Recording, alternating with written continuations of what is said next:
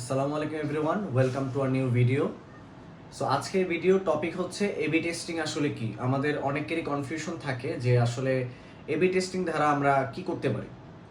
So AB testing হচ্ছে দুইটা অ্যাডকে compare করে। যখন ধরেন আপনি একটা লিড বুস্ট করলেন অথবা আপনি একটা সেলস বুস্ট করলেন কোনো একটা প্রোডাক্ট নিয়ে অথবা কোনো একটা প্রোডাক্ট রিলেটেড, এবং আপনার প্রোডাক্টের রেসপন্স খারাপ আসতেছে, আপনি কোনো সেল পাচ্ছেন না অথবা আপনি কোনো রকমের কাস্টমার পাচ্ছেন না জেনুইন, অথবা আপনার টার্গেটেড কাস্টমারটা অ্যাকচুয়ালি আসতেছে না, সেই ক্ষেত্রে আপনি এবি টেস্টিং ইউজ করে আপনি আপনার প্রোডাক্টগুলোকে মেইন যে কাস্টমার অথবা যাকে অ্যাকচুয়ালি আপনি টার্গেট করতে যাচ্ছেন আপনি তার কাছে পৌঁছাতে পারবেন।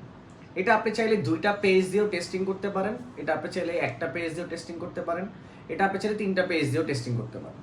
সো এখন এই টেস্টিংটা আমরা কীভাবে করব? ধরেন আমার পেজের অথবা ধরেন যে কোনো একজনের পেজে তারা বোরখা সেল করে অথবা আবায়া সেল করে অথবা আপনি কোনো ইলেকট্রনিক আইটেম সেল করেন অথবা যে কোনো প্রোডাক্ট আপনি সেল করেন, আপনি দুইটা ভিডিও মেক করবেন অথবা আপনি দুইটা ভিডিও মেক করেছেন, হ্যাঁ, বাট আপনার দুইটা ভিডিওরই রেসপন্স খারাপ এবং আপনি সেটাকে এবি টেস্ট করছেন।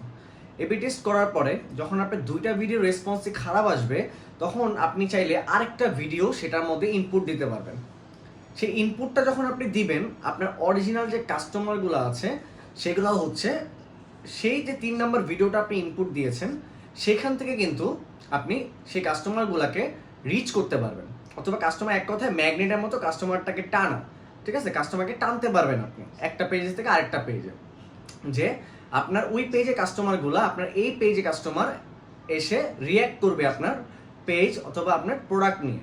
তখন হবে কি আপনার দুইটা ভিডিও যেটা ফ্লপ হয়েছিল আপনার 3 নাম্বার ভিডিওটা যখন হিট হয়ে যাবে তখন হবে কি আপনার যে বাকি দুটা ভিডিও ছিল ওগুলাও এবি টেস্টের মাধ্যমে আপনার আস্তে আস্তে হিট খাওয়া শুরু করবে এবং ওগুলোর রেসপন্স বেটার হওয়া শুরু করবে। বিকজ আপনি যে ভিডিওটা অ্যাকচুয়ালি টেস্টিং করছেন সেটার জন্য কিন্তু ফেসবুক আপনাকে কোনো চার্জ করছে না, ঠিক আছে, চার্জ করছে হচ্ছে আপনার মেইন যেটার মধ্যে অ্যাড আপনি রান করছেন, এবং এটার মাধ্যমেই আপনি রেজাল্ট আরও বেশি আনতে পারবেন।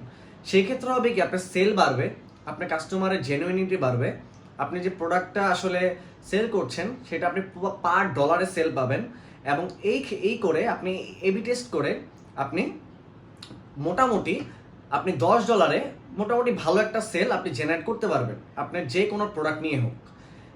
ইনশাল্লাহ নেক্সট ভিডিওতে কথা বলবো যে সিআরএম নিয়ে, যে আমরা সিআরএমটাকে কিভাবে ইনপুট দিব এবং সিআরএমটাকে আমরা ওয়েবসাইটের মাধ্যমে কিভাবে এপিআই কনভার্সন ইন্টিগ্রেট করে আমরা কিভাবে সেলটা জেনারেট করব, অথবা আমরা সিআরএম এর কাস্টমার রিলেশনশিপ ম্যানেজমেন্টটা কিভাবে কাজ করে অ্যাকচুয়ালি। Thank you.